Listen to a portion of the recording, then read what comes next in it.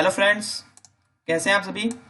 मैं हूं गोपाल सोनी और आप मुझे देख रहे हैं यूट्यूब चैनल जिसका नाम है ऑनलाइन नीट। तो जैसा कि हम लगातार क्वेश्चन कर रहे हैं, आज हम 30 क्वेश्चन करने वाले हैं इवोल्यूशन के। ये आपके बायोलॉजी का चैप्टर नंबर 7, 12th की बायोलॉजी का चैप्टर नंबर 7 है इवोल्यूशन। बहुत ही कॉम्प्लिकेटेड ये चैप्टर होता है, नॉर्मली बच्चों को ये भी याद नहीं रहता है। जो पीछे डीएनए वाला चैप्टर था वो भी बच्चों को याद नहीं रहता है और इवोल्यूशन वाला चैप्टर भी नॉर्मली बच्चों को याद नहीं रहता है, या यूं कहें समझ में भी थोड़ा बहुत कम आता है।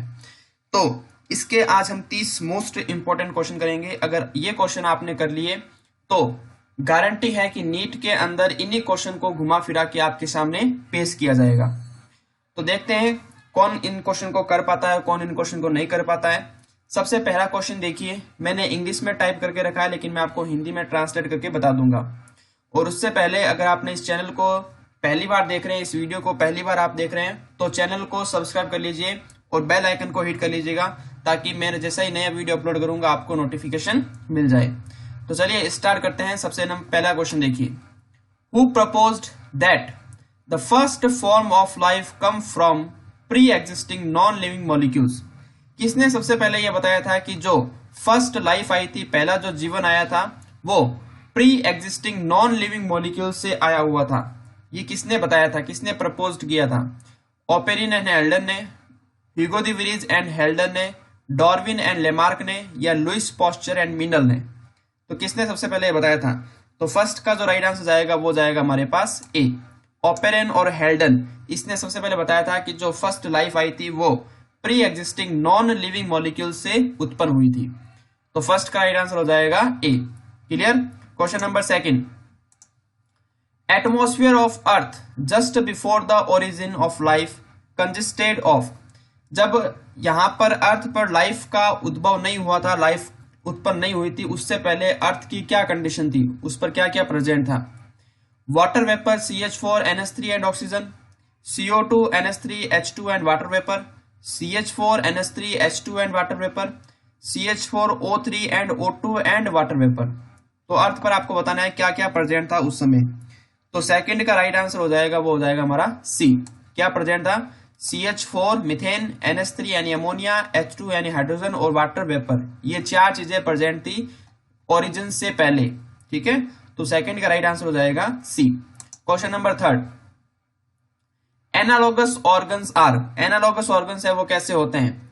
Different in origin but perform similar function, common in origin and perform common functions, common in origin but performs different function, या different in origin and perform different function. तो कैसे होते हैं एनालॉगस ऑर्गन? तो थर्ड का right answer हो जाएगा first, different in origin but perform similar function. Origin में क्या होंगे? डिफरेंट होंगे और काम क्या करेंगे? सेम काम करेंगे। ठीक है, तो थर्ड का राइट आंसर हो जाएगा फर्स्ट। फिर आओ question number fourth, thorn of bougainvillea and tendril of cucurbita are example of. जो बोगनवेलिया का कांटा और कुकुरबिटा का जो प्रतान है वो किसके एग्जाम्पल होते हैं? इस क्वेश्चन को आप मोस्ट इंपोर्टेंट लगा लीजिए, इस क्वेश्चन के चांसेस बहुत ज्यादा हैं आपके नीट के अंदर आने के। ठीक है, पहले भी एक दो बार नीट के अंदर आ रखा है और आगे भी इसके चांसेस होंगे। तो ये किसके एग्जाम्पल होते हैं? रेट्रोग्रेसिव इवोल्यूशन के, एनालॉगस ऑर्गन के, होमोलॉगस ऑर्गन के, या वेस्टिजियल ऑर्गन के? किसके एग्जाम्पल होते हैं ये? Most most most important question, question number fourth. तो फोर्थ का जो राइट आंसर हो जाएगा वो हो जाएगा हमारा सी, होमोलॉगस ऑर्गन के एग्जाम्पल है, यानी समजात अंग के एग्जाम्पल होते हैं thorn of bougainvillea and tendril of cucurbita. तो फोर्थ का राइट आंसर चला जाएगा सी। फिर आओ question number 5, industrial melanism is an example of. Industrial melanism है वो किसका एग्जाम्पल होता है? ड्रग रेजिस्टेंस का, darkening of skin due to smoke from industries, protective resemblance with the surroundings, defensive adaptation of skin against ultraviolet radiation. तो industrial melanism है वो किसका एग्जाम्पल है? तो 5 का जो राइट आंसर होगा वो होगा C, protective resembles with the surroundings, यानी सराउंडिंग के अकॉर्डिंग, जैसा अकॉर्डिंग होगा वैसा वो अपने स्किन या जो भी उसका प्रोटेक्शन वाला पार्ट होगा उसको कवर कर लेगा। तो 5 का राइट आंसर चला जाएगा सी।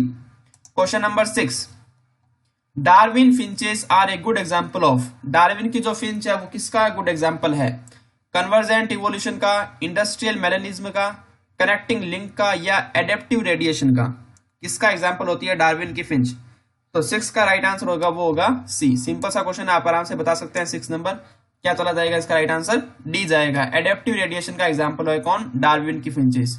अच्छा क्वेश्चन भी है, बहुत बार नीट के अंदर आ भी रखा है ये 6 नंबर क्वेश्चन, तो इसको भी आप इंपॉर्टेंट लगा लेना, ये नॉर्मली आपको ये पता भी होगा।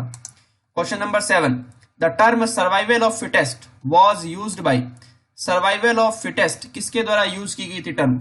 इस क्वेश्चन को इंपॉर्टेंट लगा लीजिए, क्योंकि यहाँ पर बच्चे हैं वो नॉर्मली गलत आंसर देकर आएंगे, इसलिए मैं इस क्वेश्चन को थोड़ा सा इंपॉर्टेंट लगा रहा हूँ। ठीक है, नॉर्मली बच्चे क्या कर आएंगे? डार्विन। ठीक है, कि सर्वाइवल ऑफ फिटेस्ट किसने दिया था? डार्विन ने दिया था, लेकिन यहाँ पर डार्विन है वो राइट आंसर नहीं जाएगा। तो Charles Darwin, Herbert Spencer, Jean Baptiste या ह्यूगो द ब्रिज, किसने टर्म यूज की थी सर्वाइवल ऑफ फिटेस्ट? तो 7th का जो राइट आंसर होगा वो होगा बी, हर्बर्ट स्पेंसर ने, इसने सबसे पहले यूज किया था survival of fittest. Question number 7 इसका राइट आंसर बी होगा, ध्यान रखना डार्विन मत करके आना। ठीक है, 7 का राइट आंसर जाएगा B. Question number 8, Tasmanian wolf and is a marsupial while wolf is a placental mammal.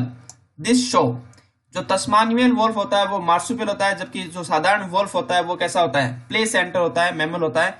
ये क्या शो करता है? Convergent evolution, divergent evolution, inheritance of acquired character या नन ऑफ दिस? क्या शो करता है ये?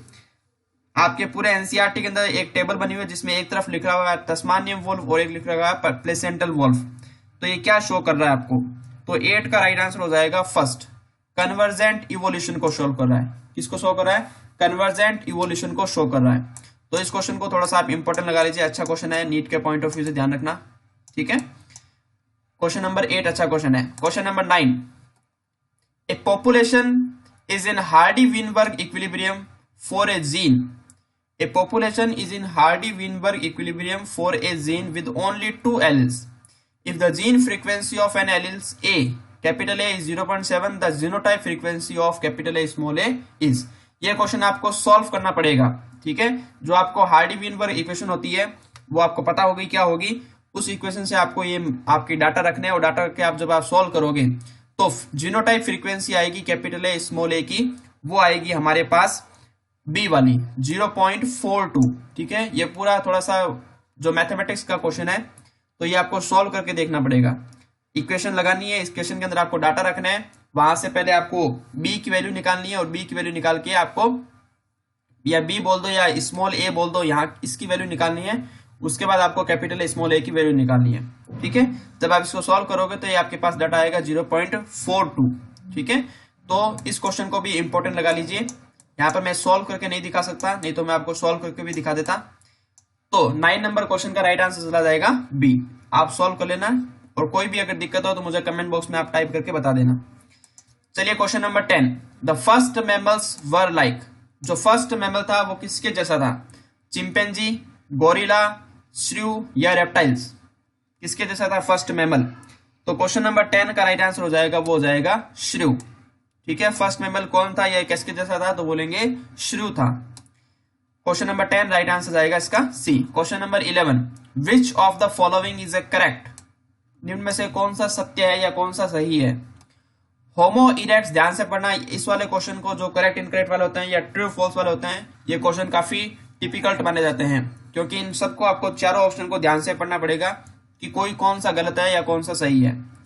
होमो erectus lived in East and Central Asia and used hides to protect their bodies. Second है agriculture came around 18,000 years back. Third है the skull of modern human resembles more closely to baby chimpanzee than to adult chimpanzee, या all of the above।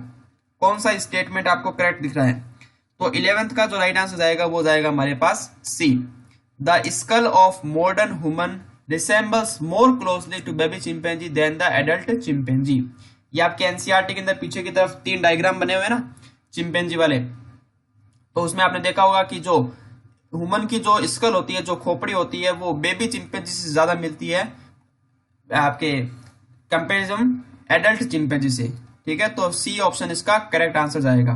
Question number 11 अच्छा question है, इस question को आप mark कर लीजिए जिससे आपको पता रहे कि आगे इस टाइप के क्वेश्चन आने के चांसेस हैं। क्वेश्चन नंबर 12 देखिए, क्वेश्चन नंबर 12 भी अच्छा क्वेश्चन है, ध्यान से देखना। इवोल्यूशन क्या है? Progressive development of a race, history and development of a race along with variations, history of a race या डेवलपमेंट ऑफ ए रेस। काफी ध्यान से क्वेश्चन आपको ऑप्शन देखने पड़ेंगे यहाँ पर, क्योंकि बहुत ज्यादा मिलते जुलते ऑप्शन है। तो क्वेश्चन नंबर 12 का राइट आंसर जाएगा, वो जाएगा B, history and development of a race along with variations.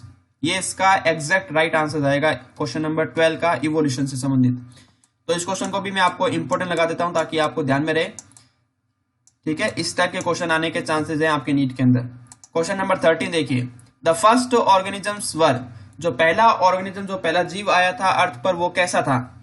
Chemo autotrophs, chemo heterotrophs, autotrophs या यूकैरियोट्स। कैसा था फर्स्ट ऑर्गेनिज्म?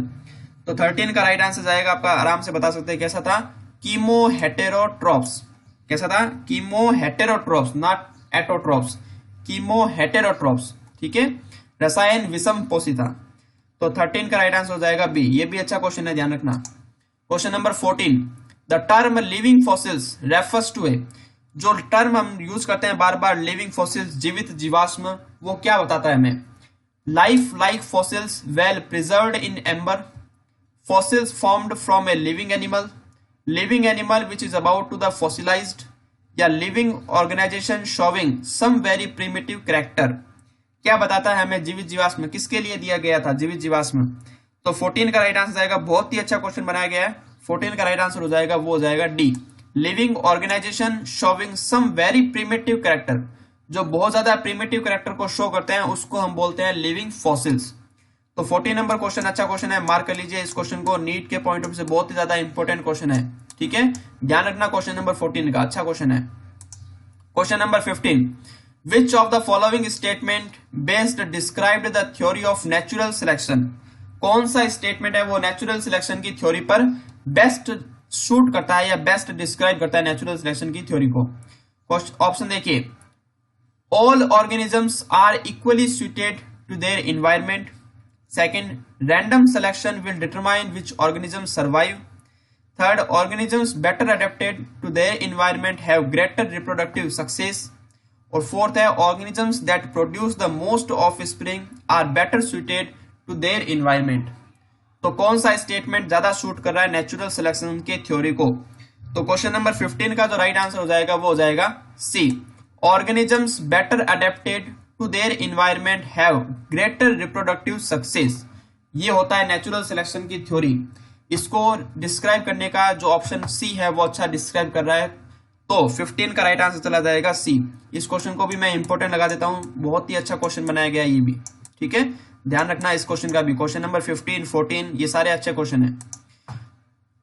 इसकी जो पीडीएफ है वो आपको मेरे फेसबुक पेज ऑनलाइन नीट, वहां पर मैं अपलोड कर दूंगा, तो वहां से आप पीडीएफ को डाउनलोड कर सकते हैं। लिंक है वो मैंने डिस्क्रिप्शन में डाल दिया है, वहां जाकर आप क्लिक करेंगे तो मेरा सीधा फेसबुक पेज खुल जाएगा ऑनलाइन नीट नाम से।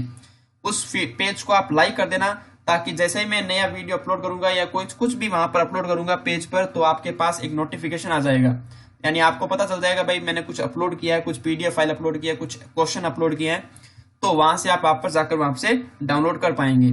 तो लाइक जरूर कर देना ताकि आपको नोटिफिकेशन मिल जाए। चलिए क्वेश्चन नंबर 16 की तरफ चलते हैं। Fossils remains of Archaeopteryx indicates that, जो आर्कियोप्टेरिक्स के जो फॉसिल्स हमें मिले थे वो क्या इंडिकेट करते हैं? It was a flying reptile from Triassic, it was a flying reptile from Permian, reptiles gave rise to birds during Permian, reptiles gave rise to birds during Jurassic। क्या इंडिकेट करते हैं आर्कियोप्टेरिक्स के fossils? तो 16 का right answer आएगा वो जाएगा D, reptiles gave rise to birds during Jurassic period के अंदर, ठीक है। तो 16 का राइट आंसर हो जाएगा डी। थोड़ा सा मैंने लेवल हाई करा है यहाँ पर 16 वाले क्वेश्चन के अंदर, लेकिन आपको अगर पढ़ा हुआ हो तो आप आराम से इस क्वेश्चन को कर पाएंगे। Question number 17, genetic drift, most important question. ये क्वेश्चन बहुत आने लगे आजकल। जीन पूल क्या होता है, जेनेटिक ड्रिफ्ट क्या होता है, ठीक है। ऐसे क्वेश्चन नीट के अंदर बहुत आ रहे हैं अभी, तो इस क्वेश्चन को ध्यान में रखते हैं। देखिए, genetic drift in a new colony is known as the, new colony के अंदर जो जेनेटिक ड्रिफ्ट होता है वो क्या बताता है या क्या हमें बताता है? नेचुरल सिलेक्शन के बारे में, फाउंडर इफेक्ट, ब्रांचिंग, डिसेंट या साल्टेशन, क्या कहलाता है वो जेनेटिक ड्रिफ्ट इन न्यू कॉलोनी? तो 17 का राइट आंसर हो जाएगा, वो हो जाएगा बी, फाउंडर इफेक्ट। एनसीईआरटी की लाइन है, founder effect, genetic drift in a new colony is known as the founder effect. तो 17 का राइट आंसर जाएगा B, most most most important question NEET के पॉइंट ऑफ व्यू से। Question number 17 बहुत ही अच्छा question है। क्वेश्चन नंबर 18 देखिए, according to Lamarck a giraffe has a long neck because, Lamarck के अनुसार जिराफ है उसकी लंबी गर्दन होती है, क्यों? A creator designed it that way, catastrophes eliminated short-necked forms, its ancestors stretched their necks to get food, ancestral giraffes with slightly longer necks than other got more food and left more surviving offspring। क्या कारण है कि giraffe की गर्दन है वो लंबी होती है? तो 18 का जो राइट आंसर जाएगा वो जाएगा हमारे पास, नॉर्मली बच्चे यहाँ पर डी कर कर आएंगे, उनको लगेगा कि डी होगा, लेकिन 18 का जो राइट आंसर होगा वो होगा सी, Its ancestor stretched their necks to get food। वो फूड के लिए बार बार अपनी गर्दन को क्या करते थे? खींचते थे, ठीक है, उनको बार बार अपनी गर्दन को ऊंचा करना पड़ता था, जिस कारण लंबे समय तक वो ऐसा प्रोसेस करते रहे और जिराफ की गर्दन क्या हो गई? लॉन्ग हो गई, अकॉर्डिंग टू लेमार्क। ठीक है, तो 18 का राइट आंसर जाएगा सी। ध्यान रखना, फोर्थ मत करके रहना, अकॉर्डिंग टू लेमार्क यहां से पूछा है। फिर आओ question number 19। Hugo the breeze gave his mutation theory on organic evolution while working on. जो ह्यूगो द ब्रीज ने थ्योरी दी थी, ठीक है, म्यूटेशन वाली, वो किस पर बेस किया था? जो अपना काम किया था, जो अपनी थ्योरी दी थी, वो किस पर वर्क करके दी थी? पाइसम सेटागम पर, ड्रोसोफिला मेलनोगास्टर पर, इयोथ्रिया लेमार्कियाना और एल्थिया रोजिया, किस पर वो काम कर रहे थे ह्यूगो द ब्रीज? तो 19 का जो राइट आंसर होगा वो होगा सी, ओइनिथेरा लेमार्कियाना। इस प्लांट पर वो काम कर रहे थे और इस प्लांट पर काम करके उन्होंने म्यूटेशन की थ्योरी डेवलप की। तो 19 का राइट आंसर जाएगा सी। क्वेश्चन नंबर 20 देखिए, हार्डी विनबर्ग इक्विलिब्रियम, जो पीछे क्वेश्चन आया था उसी क्वेश्चन की जो इक्वेशन मैंने आपसे पूछी थी ना कि इक्वेशन क्या होती है, तो इक्वेशन आपको बतानी है। तो Hardy Weinberg equilibrium is based on which of the following equations. Hardy Weinberg equilibrium किस पर बेस्ड होती है, कौन सी इक्वेशन पर बेस्ड होती है? P plus P Q plus Q equal to 1, P plus 2PQ plus Q equal to 1, P plus P square Q square plus Q equal to 1, या P square plus 2PQ plus Q square equal to 1। कौन सी equation होती है Hardy Weinberg की? तो 20 का right answer हो जाएगा D. ठीक है, सिंपल सा क्वेश्चन है, आप आराम से कर सकते हैं, एनसीईआरटी की लाइन है, P square plus 2PQ plus Q square equal to 1। ये होती है Hardy Weinberg equilibrium equation. Question number 21 देखिए, which of the following represents order of horse. ये आपके नीट के अंदर क्वेश्चन आया था 2017 के अंदर, कि आपको बताना है कि कौन सा है वो हॉर्स के ऑर्डर को रिप्रेजेंट करता है। ठीक है, ये देखिए, पेरिसोडैक्टिलिया, कैबेलस, फेरस या इक्वेडी। 2017 का क्वेश्चन है नीट का। ठीक है, आप देखिए आप लेवल कहां तक ले गया वो। तो क्वेश्चन नंबर 21 का राइट आंसर हो जाएगा, वो हो जाएगा ए, पेरिसोडैक्टिलिया। ये हॉर्स का ऑर्डर होता है। ठीक है, तो 21 का राइट आंसर हो जाएगा A. Question number 22, the process by which organisms with different evolutionary history evolve similar phenotypic adaptation in response to a common environmental challenges is called. क्या कहते हैं उसको? Convergent evolution, non random evolution, adaptive radiation या natural selection. ये भी आपके NEET का ही question है, जो आपके एनसीईआरटी की एकदम यहां से लेकर के यहां तक ये लाइन है पूरी एनसीईआरटी की। ठीक है, एनसीईआरटी की एज इट इज लाइन उठाई हुई है, उसको क्या बोलते हैं ये आपको बताना है। तो क्वेश्चन नंबर 22 का राइट आंसर चला जाएगा, वो जाएगा ए, कन्वर्जेंट इवोल्यूशन कहते हैं। क्या बोलते हैं? Convergent evolution. Most most most important question, आगे भी इस क्वेश्चन के आने की चांसेस है, ध्यान रखना। ठीक है, नीट के अंदर तो एक बार आ चुका है, फिर वापस से रिपीट हो सकता है ये क्वेश्चन। क्वेश्चन नंबर 22 ध्यान रखना। Question number 23, variation in gene frequency with in populations can occur by chance rather than by natural selection. This is referred to as, एक पॉपुलेशन के अंदर जीन की फ्रीक्वेंसी के अंदर चेंज आना, बाई चांस चेंज आना, ठीक है, क्या कहलाता है या किसको रेफर करता है? इस क्वेश्चन को भी इंपॉर्टेंट लगा लीजिए। मैं फिर से कह रहा हूं, ये genetic drift, gene flow, gene pool, इससे एक क्वेश्चन जरूर आएगा नीट के अंदर। तो इन 3-4 क्वेश्चन की जो डेफिनेशन है वो आप ध्यान में रखना कि जीन जेनेटिक ड्रिफ्ट किसे कहते हैं, जीन पुल किसे कहते हैं, जीन फ्लो किसे कहते हैं, ये सारी।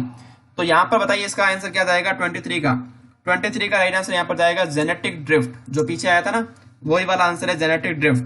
ठीक है, 23 का राइट आंसर हो जाएगा A. Question number 24, peripatus is a connecting link between. जो पेरिपेटस होती है वो किसके बीच की कनेक्टिंग लिंक होती है? नाम सुना होगा आपने पेरिपेटस। मोलस्का और इकानोडर्मेटा के बीच में, एनेलिडा एंड आर्थ्रोपोडा के बीच की, सिलेंटेटा एंड पोरिफेरा के बीच की, या टीनोफोरा एंड प्लेटीहेल्मिंथेस के बीच की, किसकी कनेक्टिंग लिंक होती है पेरिपेटस? तो 24 का राइट आंसर हो जाएगा बी, एनेलिडा और आर्थ्रोपोडा के बीच की लिंक होती है, कनेक्टिंग लिंक होती है कौन? पेरिपेटस। अच्छा क्वेश्चन है, मार्क कर लीजिए, ये क्वेश्चन एम्स के अंदर आया हुआ है, पेरिपेटस किसके बीच की कनेक्टिंग लिंक है, तो नीट के अंदर ये रिपीट हो सकता है। Question number 25, which one of the following scientist name is correctly matched with the theory put forth by him? जो आपको 4 दिख रहे हैं ये साइंटिस्ट के नाम है और ये इनकी थ्योरी है, तो कौन सा आपको बताना है करेक्टली मैच्ड है, कौन सही मिलाया गया है? Weismann theory of continuity of germ plasm, posture inheritance of acquired character, Hugo de Vries natural selection, Mendel theory of pangenesis. तो किसको हमने करेक्ट मिलाया ये आपको बताना है। तो 25 का राइट आंसर चला जाएगा फर्स्ट, विजमैन ने थ्योरी दी थी, जर्म प्लाज्म वाली थ्योरी दी थी, तो theory of continuity of germ plasm ये विजमैन के द्वारा दिया गया है, ये सही बात है। तो 25 का राइट आंसर हो जाएगा फर्स्ट। अच्छा क्वेश्चन है, मार्क कर लेना इस क्वेश्चन को भी, 25 नंबर क्वेश्चन को भी।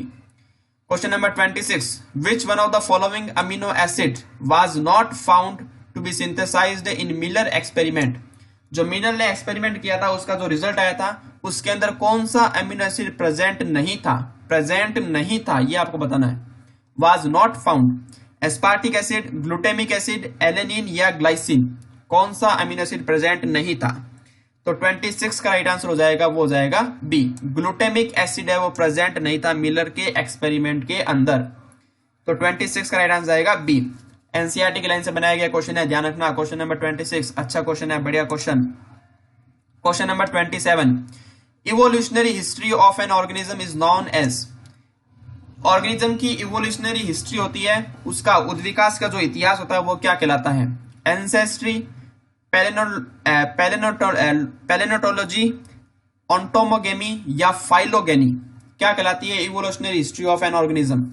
तो 27 का राइट आंसर चला जाएगा डी, फाइलोगेनी कहलाती है। क्या कहलाती है? Phylogeny. Most most most important question, ये क्वेश्चन भी एम्स से उठाया हुआ है, एम्स के अंदर आया हुआ है ये क्वेश्चन। तो 27 का राइट आंसर आएगा डी, फाइलोगेनी कहलाती है evolutionary history of an organism. There is no life on moon due to the absence of. Moon पर लाइफ नहीं है किसके कारण? वहां पर क्या एब्सेंस है? O2, वाटर, लाइट या टेम्परेचर। ठीक है, अच्छा क्वेश्चन है, सोचने लायक क्वेश्चन है कि मून पर लाइफ नहीं है तो वहां पर किसकी कमी है? O2 की, वाटर की, लाइट की या टेम्परेचर की? तो 28 का राइट आंसर जाएगा बी, वाटर की कमी है। किसकी कमी है? वहां पर वाटर की कमी है, क्योंकि आपने सुना होगा कि सबसे पहले जो लाइफ आई थी वो किसमें आई थी? वाटर के अंदर आई थी। तो वहां पर वाटर की कमी है, इस कारण वहां पर अभी तक लाइफ नहीं आई है। तो मोस्ट इंपोर्टेंट क्वेश्चन लगा लीजिए इसके अंदर, नीट के पॉइंट ऑफ व्यू से भी अच्छा क्वेश्चन है, ध्यान रखना आप, और आपके नॉलेज के लिए भी अच्छा क्वेश्चन है। Question number 29, which of the following is most important for speciation? Speciation के लिए कौन सा मोस्ट इंपोर्टेंट होता है? Seasonal isolation, reproductive isolation, behavioural isolation या ट्रॉपिकल आइसोलेशन? कौन मोस्ट इंपोर्टेंट होता है स्पेशिएशन के लिए? तो 29 का राइट आंसर जाएगा बी, रिप्रोडक्टिव आइसोलेशन। ठीक है, अलग अलग रिप्रोडक्शन होगा तो अलग अलग वेरिएशन आएंगे, जिस कारण स्पेशिएशन है वो बढ़ेगा। तो 29 का राइट आंसर जाएगा B, reproductive isolation. Most important लगा लो इसको भी। जो 30 क्वेश्चन है वो सारे के सारे इंपोर्टेंट है, लेकिन कुछ मैं आपको इंपोर्टेंट लगा के दे रहा हूं, इसका मतलब उसके चांसेस है वो इन क्वेश्चनों से ज्यादा हैं, उनके आने के चांसेस। ठीक है, तो 29 का राइट आंसर जाएगा B. Question number 30, half life cycle of carbon is about. Carbon की अर्ध आयु कितनी होती है? हाफ लाइफ साइकिल पूछा है, हाफ 500 ईयर्स, 5000 ईयर्स, 50 ईयर्स या 5 × 10⁴ ईयर्स। कितनी होती है कार्बन की हाफ लाइफ साइकिल, अर्धआयु? तो 30 का राइट आंसर जाएगा बी, 5000 ईयर्स। कितनी होती है? 5000 ईयर्स। मोस्ट इंपॉर्टेंट क्वेश्चन, ध्यान रखना नीट के पॉइंट ऑफ व्यू से, फिर से कह रहा हूं मैं, काफी अच्छा क्वेश्चन है नीट के पॉइंट ऑफ व्यू से। तो ये हो गया हमारे आज के 30 क्वेश्चन। 2 क्वेश्चन में हमेशा की तरह आपको दे रहा हूं, उस क्वेश्चन के आंसर आपको मुझे कमेंट बॉक्स में देने हैं। तो देखिए question number 31, which is not a vestigial part in human. कौन सा ह्यूमंस के अंदर अवशेषी अंग नहीं है या अवशेषी भाग नहीं है? Segmented muscles of abdomen, finger nails, third molar या कोकिक्स। ठीक है, इसका आंसर आपको मुझे कमेंट में देना है। क्वेश्चन नंबर 31, इसका आंसर आपको बताना है कमेंट के अंदर, ABCD जो भी हो। क्वेश्चन नंबर 32 देखिए, according to fossils discovered up to present time origin and evolution of man was started from. कब से स्टार्ट किया गया था? फ्रांस, जावा, अफ्रीका या चाइना? कहां से स्टार्ट हुआ था? फ्रांस, जावा, अफ्रीका या चाइना? तो इसका भी आंसर आपको कमेंट में देना है। क्वेश्चन नंबर 32, उसका राइट आंसर ABCD जो भी हो उसका आपको मुझे कमेंट में देकर बताना है। जो हमने 30 क्वेश्चन किए उसकी आंसर की ये रही, आप इसका स्क्रीनशॉट ले सकते हैं। ठीक है, ये देखिए आप आंसर के आराम से देख सकते हैं यहाँ पर। तो वीडियो अगर पसंद आया है, हमारी मेहनत आपको अगर पसंद आई है, तो एक लाइक का बटन आपको दिख रहा होगा थम्स अप वाला, वो लाइक का बटन जरूर दबा दें और वीडियो को अपने दोस्तों के बीच में शेयर कर दें। और चैनल पर अगर नए हो तो पहली बार अगर चैनल पर आए हो तो सब्सक्राइब करके बेल आइकन को हिट कर लें, ताकि मैं डेली आपके लिए वीडियो लाऊंगा तो आपको नोटिफिकेशन मिलना जरूरी है। आपको पता भी होना चाहिए कि वीडियो कब अपलोड हुआ है। तो चैनल को सब्सक्राइब कर लेना, बेल आइकन को हिट कर लेना और वीडियो को ज्यादा से ज्यादा लाइक और शेयर कर देना। तो मिलता हूं नेक्स्ट वीडियो के साथ, तब तक के लिए टाटा, गुड बाय।